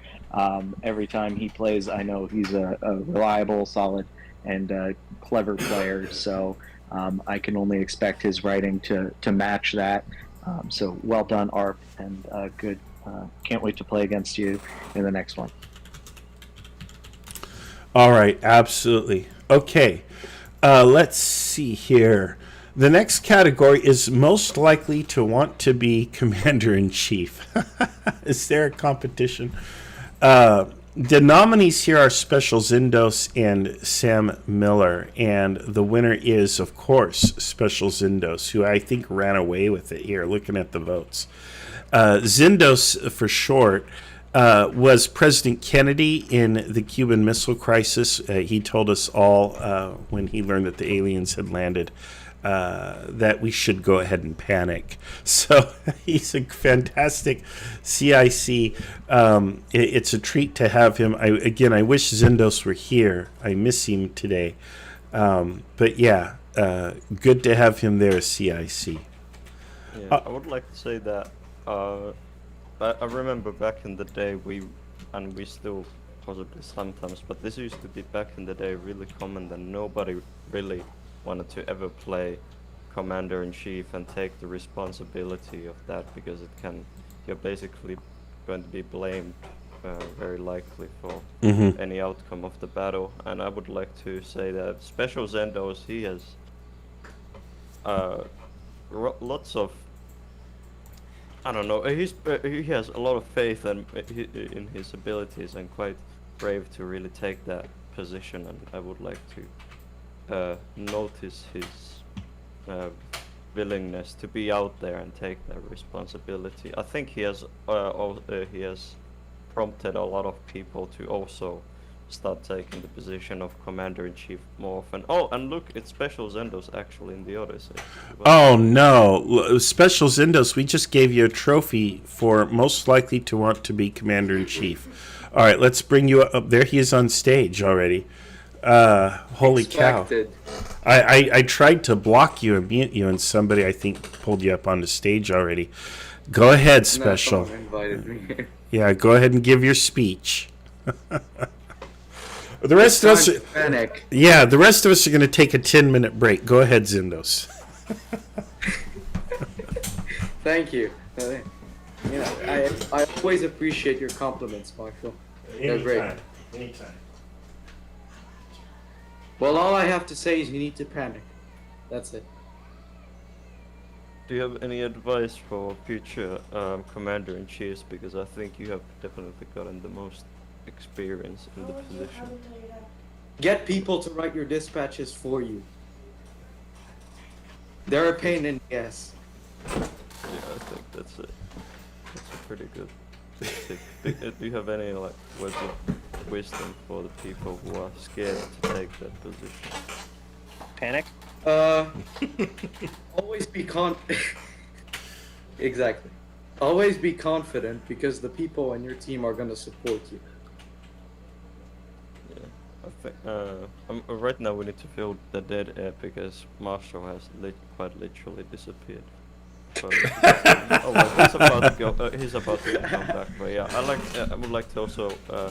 I like Special Zendos being the not Soviet Tsar, because the too many World War II games. I think he did very well as the Russian Tsar in the Grand Austerlitz game. It was really entertaining. Yes, to see me watching. yell at my own players. Yeah, yeah, you did you really got into the eccentric character really well. Yeah, you did. I had to DM Marshall in the mid game that I was so happy that I got to capture him. And, capturing Napoleon's best friend, that's an achievement you'll never get after this game. Except if you're playing Asper and Essling, then you get to kill him. Oh my gosh. All right. Well, good job, Zindos. Congratulations in your award there. We've been missing you today. I think you've got a couple of awards today, but you'll have to watch the live stream to see. I know that you got 1 or 2 nominations at least somewhere else. So good job. All right, let's take a look now at Blazing Hands, the most prolific dispatch writer. These are the players that I hate the most because I hate delivering mail. I want to umpire if I'm umpiring, not be a mailman. But I joke somewhat. But the nominees are Great Gold, Brett, and Chief. And fortunately, I don't umpire these guys much. But the winner is Brett. Now, I remember I ran a campaign over a year ago, and Brett wrote some of the most amusing dispatches. Fort Tuna comes to mind, and I think it was fantastic. Brett will get that. That's an inside joke because he and I had some back and forth on that.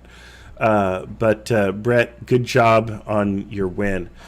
Great Gold, fantastic player, and Chief, a wonderful member of our community who stepped into a role in Abyssinia, and I have seen some of his communications, outstanding work, and it's good. It is important, of course, to communicate with your peers and your superiors and subordinates. So Kriegsspiel is, in essence, an exercise in communication. And if you are winning this award, chances are you're probably a pretty decent communicator, which means it's probably pretty fun and rewarding to play Kriegsspiel with you. So good job to the nominees, and congratulations to Brett. All right, let's take a look here. Where is he most likely to get lost? Well, yeah. Nominees are Desert Fox, Sam Miller, and Hannibal. And the winner of this award is Desert Fox. And Desert Fox, all right. So all of these guys probably have a habit of wandering off, especially if they play cavalry commands. I know I've played Marching Simulator on more than one occasion. But there you go. That's probably the Jeb Stewart Award right there. So that probably does deserve a trophy. We'll just bring that one over there. All right, here's your Jeb Stewart Award for getting lost. All right. Bayonet's most likely. Folks, do we even have to do this one? Bayonet's most likely. The winner is Sam Miller. He's the only nominee. Literally, you look at all the votes, it's Sam Miller, Sam Miller, Sam Miller, Sam Miller, Sam Miller. Like, everyone is Sam Miller. Doom, God bless his soul, and Special Zindos do have a mention. Desert Fox has a mention. But otherwise, it's all Sam Miller. So I continue to attack. Sam Miller is the winner of our Bayonets most likely. I wish he were here. He would say like 3 words to us. And then I continue to attack. There you are. All right, Peacemaker. Here is one of the important awards of the IKS because it's behind the scenes. And I think this is a very well-deserved award for the winner. The nominees are TAC, Hendrick, and Tunisgrad. And the IKS is a very diverse organization. We're international, which means we have people from all around the world from a lot of different cultures with different levels of communications ability. We're also a very welcoming and inclusive community, which means we have a lot of diversity within our ranks, and it's very important that we support and cultivate that diversity. And the people who have done the work to keep the peace in the IKS are very, very, very important to us, because sometimes there's misunderstandings. Sometimes, prejudices and biases seep into people's, how they interact. And having a peacemaker there to kind of educate, guide, smooth things over, and unfortunately, when necessary, show people the door if they're outright toxic. It's really, really important because it keeps the organization healthy. And so all of these people who have done work, TAC, Heinrich, and Tunisgrad, are greatly, greatly appreciated. The winner for this award is not present today, but it's TAC. And TAC, who is a professional peacemaker, and I'll just leave it at that, in his day job, his skills and his service to the IKS are absolutely invaluable. He's on a little bit of a break at present, so he's not here today, but TAC is deeply appreciated. We do have Tunisgrad here. Tunis, do you have anything, if your mic is working? I know you had issues momentarily ago. Can you share anything with us on this? Are you able to speak? Nope, Tunisgrad probably checked out on us. He's a smart guy, I tell you. Go ahead, Sean. Go ahead, Sean.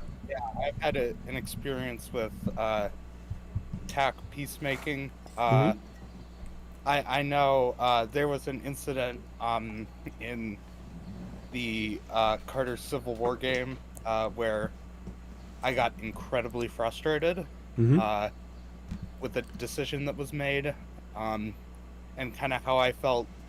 I expressed my frustration with it and how I felt I wasn't listened to. I know TAC was able to, explain, make me feel like, my feedback had been heard, and that it would be taken into account in the future. And that's the reason I'm still in that game. Good. Yeah, peacemaking is important. Kriegsspiel is a very frustrating experience because you're in command, but you're not in control. And there are other problems that umpires run into. One is that the players don't know everything that's going on. So the player has a particular perception of a scenario or a situation, and they go in and act on that perception, and they expect a certain outcome. And then the outcome might be completely opposite of what they expected. And the reasons would be completely unknown to the player. And the umpire can't tell you. And so, you go in thinking, hey, I'm going to win, or I'm going to have a favorable outcome, and the umpire's like, it's completely gone sideways off the rails. And people get really frustrated. They're like, but I said this, and the umpire can't always tell you. And so the ability to talk to players and be a peacemaker and to kind of educate, guide, and mentor them is really important for an umpire. And so TAC, Hendrick, and Tunisgrad, obviously they have this natural ability to do this. Actually, it might not be natural. It could also be trained, right? You can learn it. And it's greatly appreciated because you keep people engaged. You help them to learn life lessons, not just Kriegsspiel lessons. And that's a big deal. So I can't say enough about our peacemakers. All right. Von Rieswitz reincarnated. Now, von Rieswitz is the original inventor of Kriegsspiel. And the ability to basically quote the original rules and look at things from the perspective of original Kriegsspiel is really greatly valued. Our nominees here are Otto, John, and Jan. And the winner is John.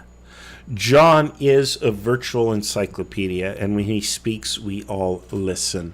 And John is not here today, but we do appreciate what he has to say.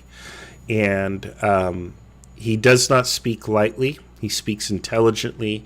He is clearly a very well-educated, up-to-snuff person, and we appreciate all of his contributions to the community. Thank you, John. All right. Jan, are you actually von Rieswitz reincarnated? No, I don't think so.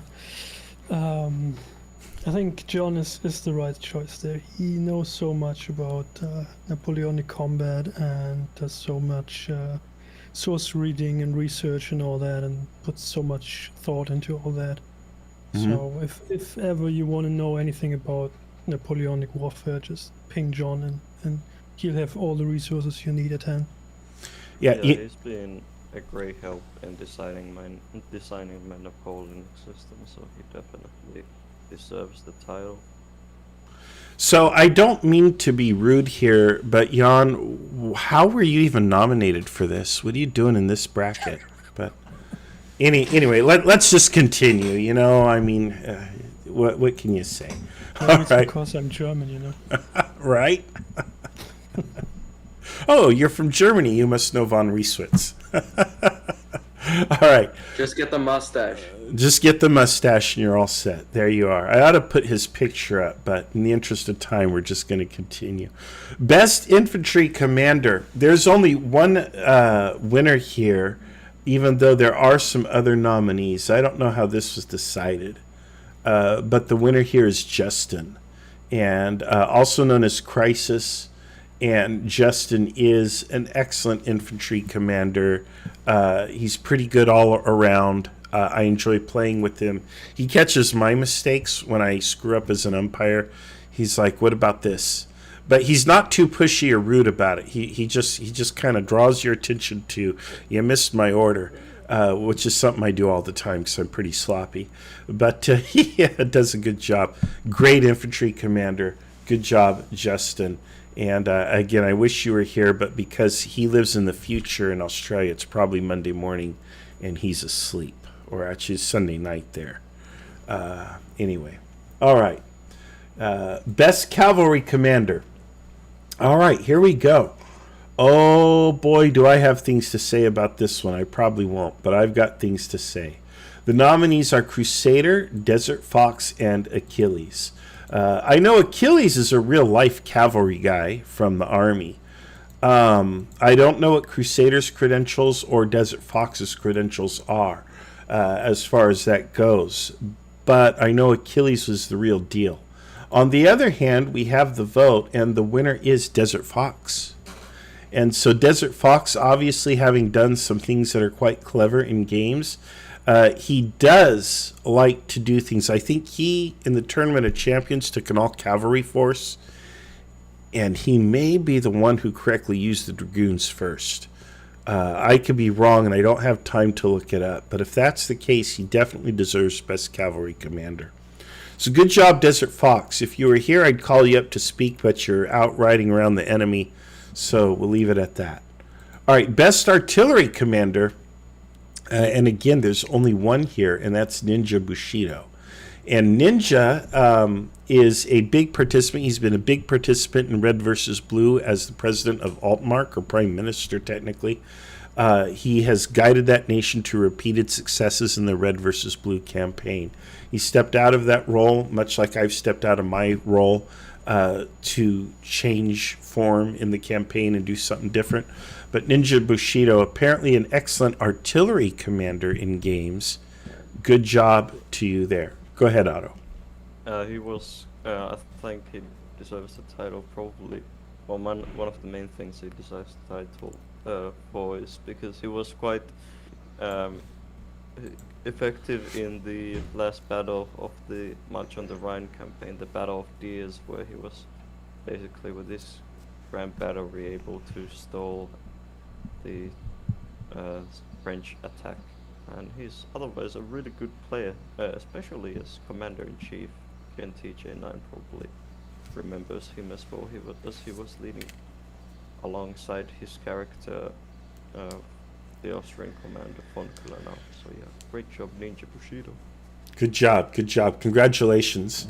All right, most feared opponent. And I have to say, I agree with all three of these nominees. The nominees are Achilles, Sam Miller, and Justin. Now, the reason why Sam Miller is here is because he is just hyper aggressive as a player. He'll just beeline right at you and go at you with everything he's got. And that makes Sam Miller a pretty terrifying opponent.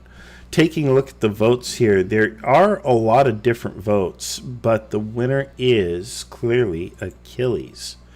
Achilles, who's in Taiwan as we speak, and I just talked to him just a few hours ago, is a fantastic player. And again, like I've mentioned, he's actually military trained, a cavalry guy. He keeps notes. I've literally sent him the notebooks that he uses to keep notes, as I understand, on each player and how we behave and play. He has me down to a T. So if I am ever against him in any game, I can just expect I'm going to get crushed. So good job to Achilles for winning a very well-deserved, most feared opponent trophy there. So let's pick a trophy for you. This is a scary looking trophy, right? I don't know. But there you go, Achilles. Good job, man. You got your... What is so scary about him is that he basically has a profile of all the other players. Mhm. He really puts I need that. much effort into studying his enemies, and thereby is able to sort of predict their thoughts and approaches to battle. He can really, really well read the opponent. He's like Grand Admiral Thrawn. Thankfully, I have not played him much, so maybe I can have a few chances to get a victory before he crushes me. All right. Let's take a look here. Best subordinate, and there's only one nominee here, and that's Crusader 32. I wish he were here. I don't think he is. I'm just going to check. But having good subordinates matters because you need them to follow orders but also have a reasonable amount of initiative in doing things. I've seen how Crusader plays. He is a very good and effective player. So congratulations, Crusader, for best subordinate. All right, best commander-in-chief. The nominees are Great Gold Justin and Ninja Bushido. And let's take a look here at the envelope, please. And the winner for best commander-in-chief is Justin. Now, Justin commanded in our Irish Rebellion game, and he did a really good job. And let's see here. I'll pull up the map just because, and we'll just drop it in here. But he did a really good job with the Irish Rebellion. He was an excellent commander-in-chief. He came up with some pretty clever strategies, and I'm really pleased with how well he did. He gave very clear and concise orders to the empires and to his players, and he did an effective job running the Easter Rising as the Irish commander. Anybody here was a participant in that? I think Jan was. Yeah, I played in that one. It was great. Yeah, he did a good job. For a second, I thought you were referring to my the Irish invasion campaign that I ran. Oh no, this is the You're doing Easter Rising. Yeah. Yeah, good job.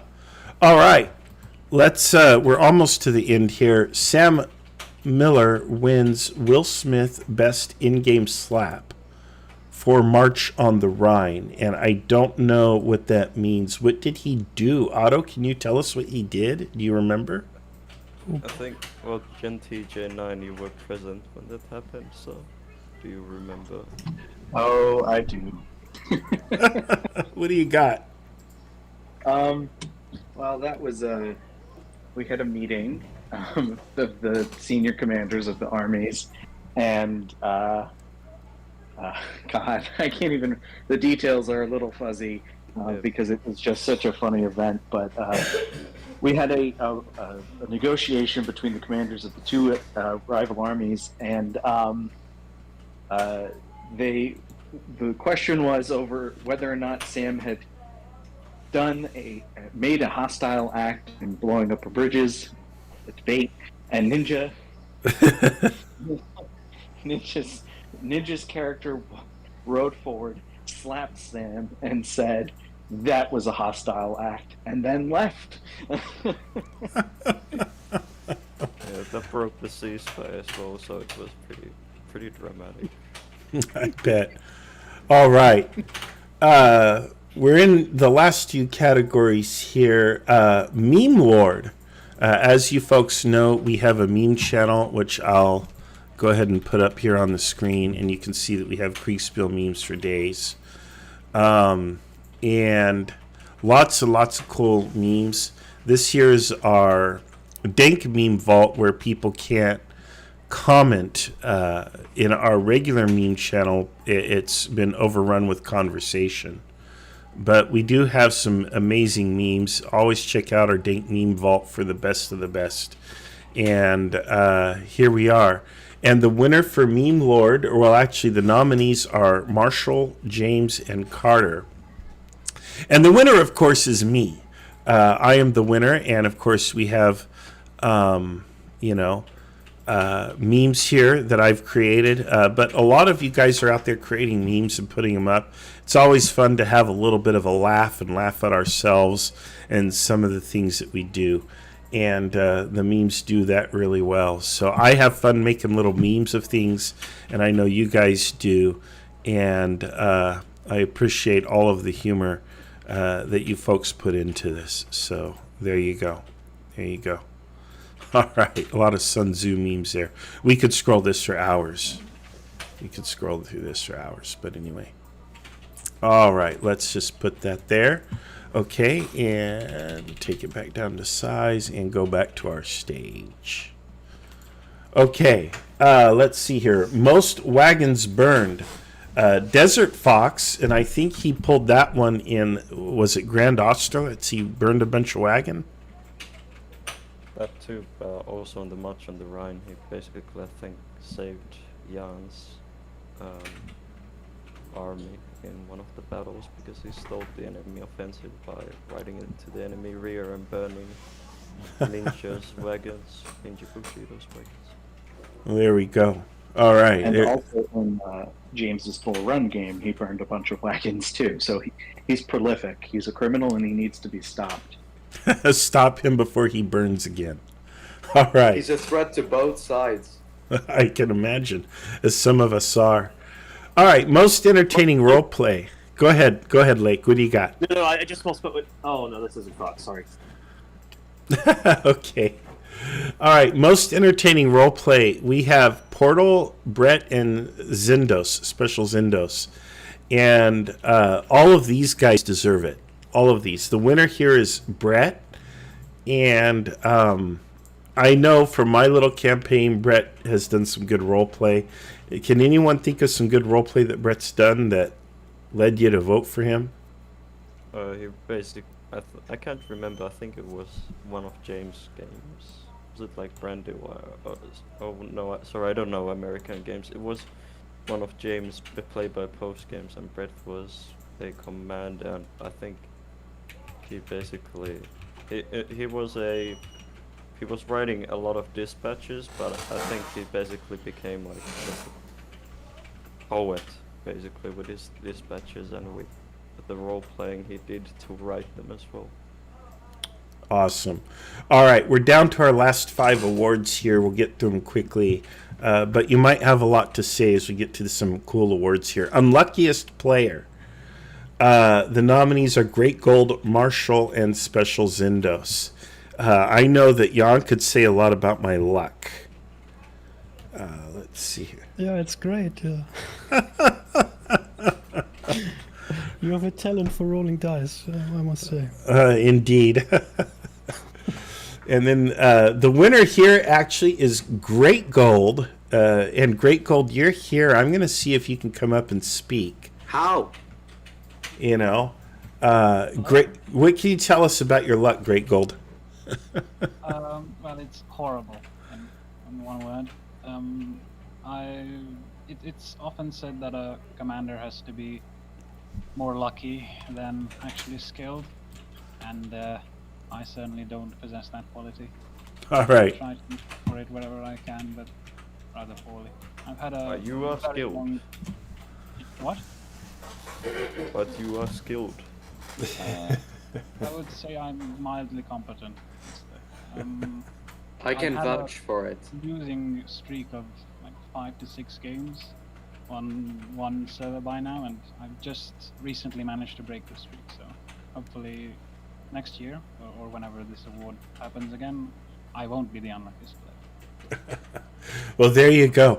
I want to thank you, though, for taking it away from me. So here's your little trophy. And you're welcome to it.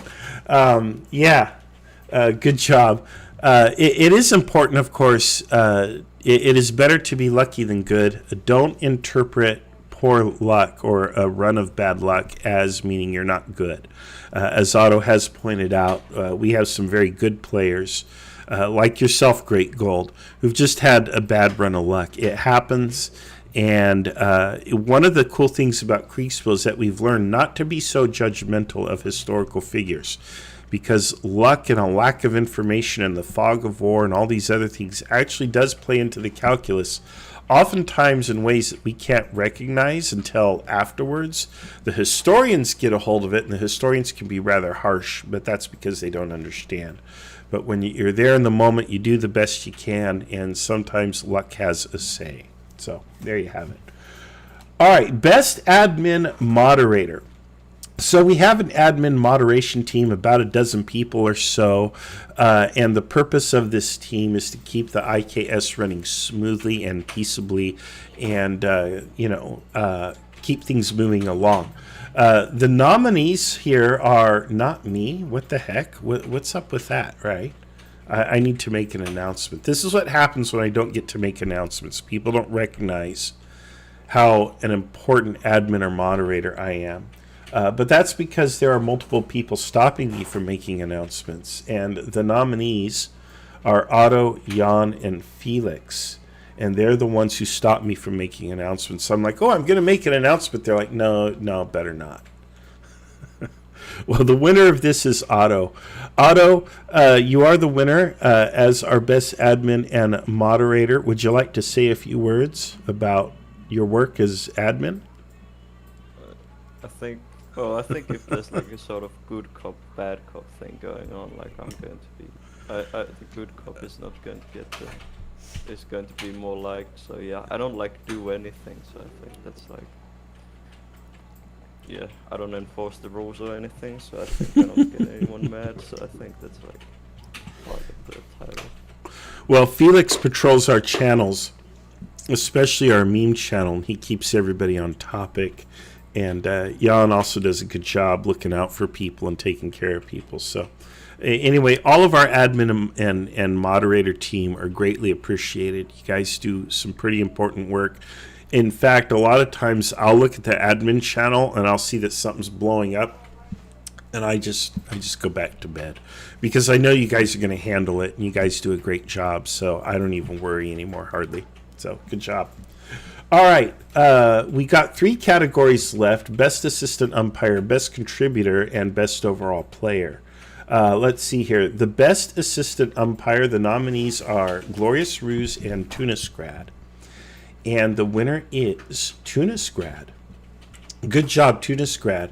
I know that Tunisgrad is an excellent player. I've played with him before. And it is good to see that he's also earning his chops as an assistant umpire. It is very important that we get people to assist and assist well. I wish he could speak. He is here in the audience, so we're talking about him. But apparently he can't, talk at us. But we are grateful, Tunis, for your assisting. Likewise also to Glorious Ruse, good job, and we appreciate all of the work that you guys do to help out the lead umpires and get these games going. Without you assistants, we can't run. It's too hard. All right, best contributor to the IKS. All right, the nominees here are myself, Damon, and James. And I think we know how this one's going to turn out, right? This is all about James Awards. And James is our winner, first place for Best Contributor to the IKS. And he really has. He has really put his heart and soul into this. And, I'm just impressed with all the work that he has done. So good job, guys. All right, best overall player, and this is our final award in our final category. And the nominees are Gen TJ9, Justin, and Great Gold. No offense, Gen TJ, but how did you end up in this bracket? I've gotten a little lucky in some Civil War games lately. There you go. All right. Robert E. Lee. And Great Gold, how did you end up in this bracket? You're the unluckiest. I suppose I got lucky here. There you go. All right. Well, the good news is the winner is neither of you. It's Justin. So, Justin did a good job. All of you guys are a pleasure to play with. I've played with all of you in games. Justin, of course, well-deserved. We've already talked about him as an excellent CIC. But he is overall an excellent player. And again, he lives in the future. It's Sunday night where he lives in Australia, so he's asleep. But we really appreciate you, Justin, and the work that you've done. It is a well-earned win. All right. I'm scared of him. Yeah. All right. This is sort of the end of all the awards. Does anybody have anything they want to come up here and say, or someone they want to roast or anything? I could go on and on for hours about Jan, but I refuse to have a battle of wits with an unarmed person. So if any of you want to come up and say or contribute anything, please, now's the time.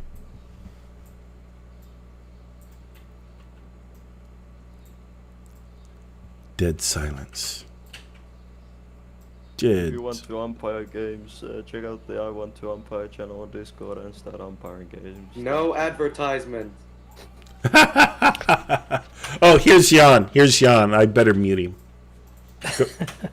I would like to thank everybody in the IKS. It has been an awesome journey so far for the last couple of years. It's really great to see the community constantly growing.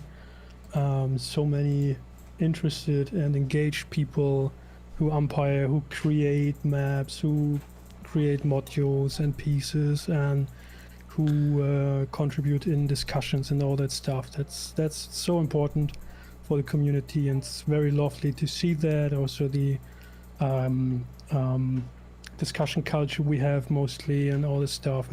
It's an awesome place, I think, the IKS to come to and check in. And in case anybody is watching who's not familiar with Kriegsspiel, maybe feel welcome to join the community, be it on Discord where most of our games run, or be it in the Facebook group or wherever. Connect with us. We are very really happy and glad if we can connect and help you out and give you some insights into what Kriegsspiel is all about, basically. Thank you very much. Thank you, Jan. All right, we have a trophy here for Justin, just to reflect his contributions and how we feel about him here in the IKS. And also for all of you, for all of the work that you have done, Jan, Otto, Sean, Great Gold, Peter, Dave, all of you who are up here, those of you in the audience, KB, Dogpilot, the Gobbler. Oh my gosh, the Gobbler did some excellent cartography work for us. We have some beautiful maps that we're using thanks to his very hard work. We appreciate you. Disgruntled Cookie Hunters, Robert Spine is here, Lake is here, Johnny. We've heard from Lake. And we heard from Zindos. Zindos was around. He bounced out. He had to go. But I want to thank all of you, as well as all of you on the live stream on the YouTube, and all of those people who are participating and will be watching this later. You couldn't be with us live. But all of the people in the International Kriegsspiel Society, we greatly and deeply appreciate all of your contributions and your participation. You're very special to us. I want to thank you all. This now concludes the IKS Awards for 2023. It went on way longer than I wanted it to, but it's important to acknowledge the contributions that James has made to all of us. And with that said, we will see you on the next adventure. Bye for now.